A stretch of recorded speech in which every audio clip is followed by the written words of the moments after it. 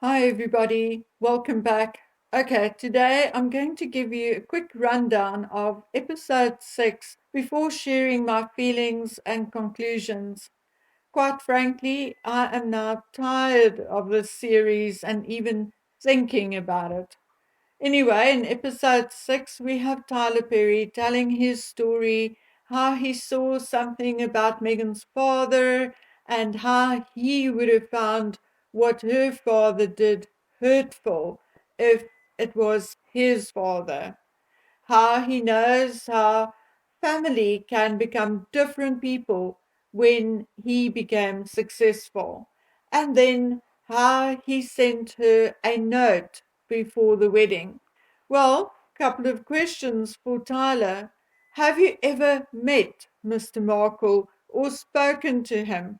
Are you aware that Meghan's friends, Abigail Spencer and Silvertree, were the ones who exposed the letter to People magazine first? That Mr. Markle may not have said a word about it until or after they did. Are you aware that Meghan lied about her family time and time again and told hurtful lies about Mr. Markle in public time and time again? Like she had to work to put herself through college when Mr. Markle proved that he paid for everything, including her rent. Okay, then he tells how he received this call from Meghan, how she was crying and how he could hear the fear in her voice. She listed the things she was afraid of, and he thought of this video he saw of Diana at an airport, and he thought Meghan's feelings were valid. He saw his mother being abused, and he saw Harry was abused, and he asked how he could help. He said he would keep them safely at his home and that he had security. Does Tyler Perry realize that he was gaslighted? It's almost funny how Tyler Perry saw them almost as this homeless, destitute, broke couple, when in reality, Harry was almost £20 million strong when he left the United Kingdom, and Prince Charles had allegedly given him £7 million to help them establish themselves.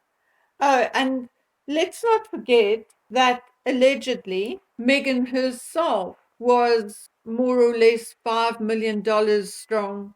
We also know that up until the day they left and the year after, Charles still paid Harry his annual stipend, which amounted to approximately £2.2 million annually. Yes, in case you forgot, Harry lied to Oprah about his father cutting him off, as was proven by his father's financial records at the end of that financial year. So I wonder whether I should tag Tyler Perry in this video. Maybe it'll open his eyes just a tad. Anyway, Harry tells about how the first 6 weeks were bliss. No one, including his family, knew where they were. His family thought they were still in Canada.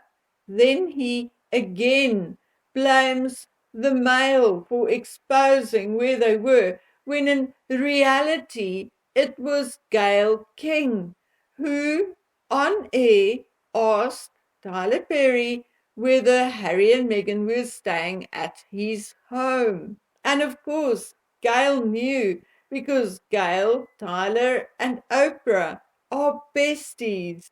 And I'm sure it was Oprah who suggested to Meghan that she call Tyler Perry, as one, Oprah knew that house of his was not being used at the time, and two, up until that phone call, Meghan had not spoken to Tyler Perry before. So there you go. And then we have dramatic scenes of Harry peering through a window and saying, "Oh my God, there's another one!"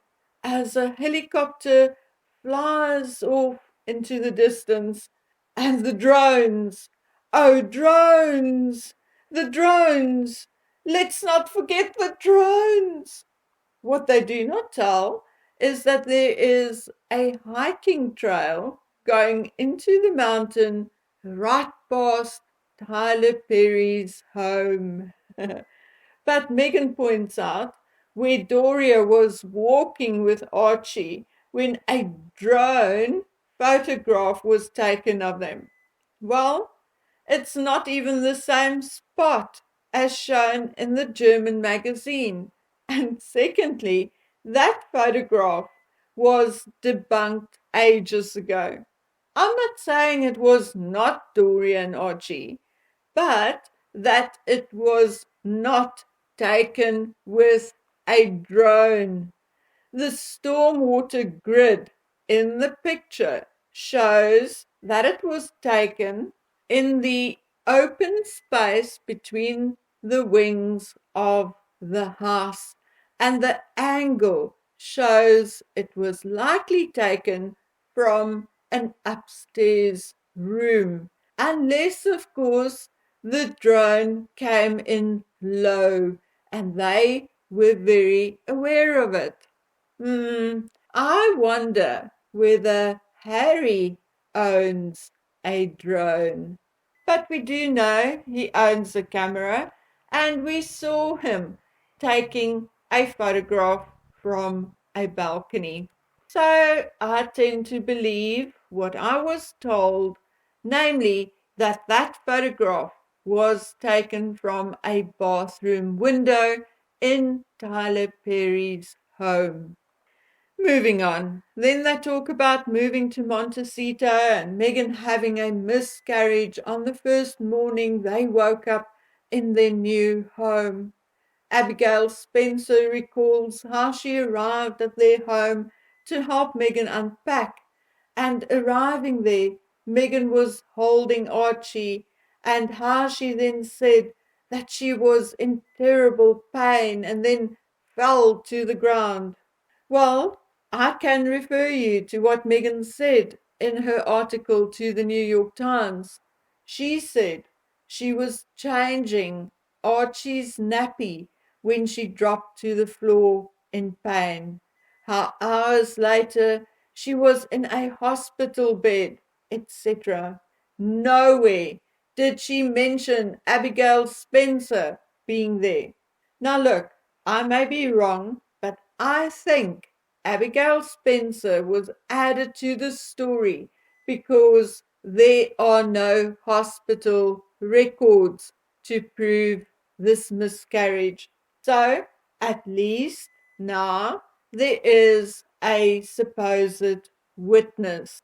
Anyway, they show a sonogram picture of, some say Archie, but I understood it to be Lilibet.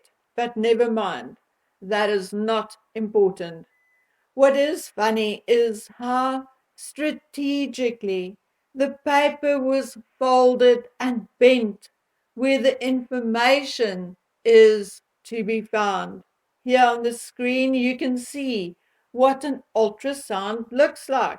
And as you can see on Meghan's, the names and dates are clearly covered or cut off.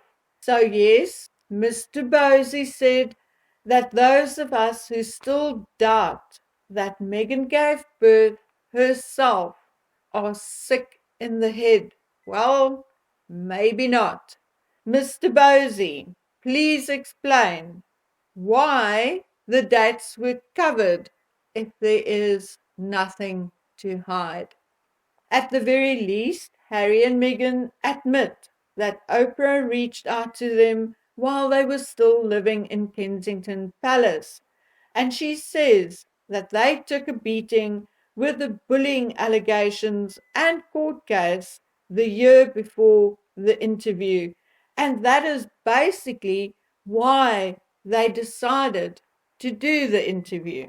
But then she says the bullying allegations came out because of or as result of the Oprah interview. Harry and Meghan said that it is how the palace responded and that it is institutional gaslighting. Meghan says she is hated just because she is breathing. Well, no, not really. Anyway, then comes the footage of them the day after the interview, and what a shit show that was. First, Meghan is on a Zoom call with her mother.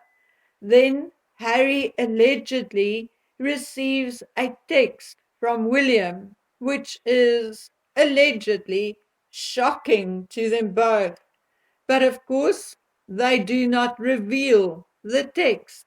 Then Meghan tells Harry she received a text from Beyonce, which Beyonce's people have since disputed. And then she is on the phone to Tyler Perry and reads him the Queen's statement. Well, I don't think it is anything to be proud of.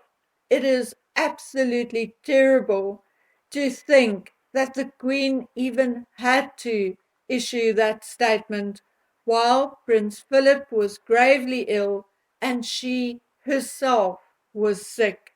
Quite disgusting, really. Harry talks a little about Prince Philip's funeral.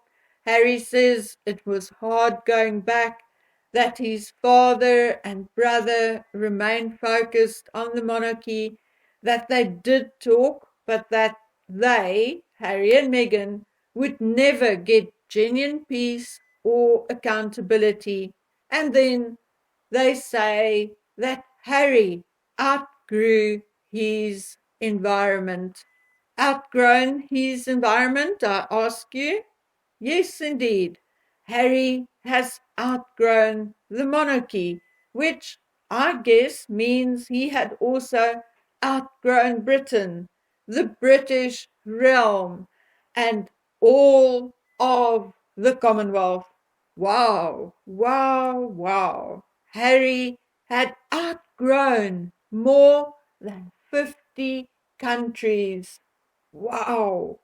Does he realize how much smaller his world just got? Well, here is a message from an old, white South African woman. Hashtag footsuck, Harry. Okay, guys, it was rather difficult. I could even say almost traumatic to battle through this series, and I have basically just had enough.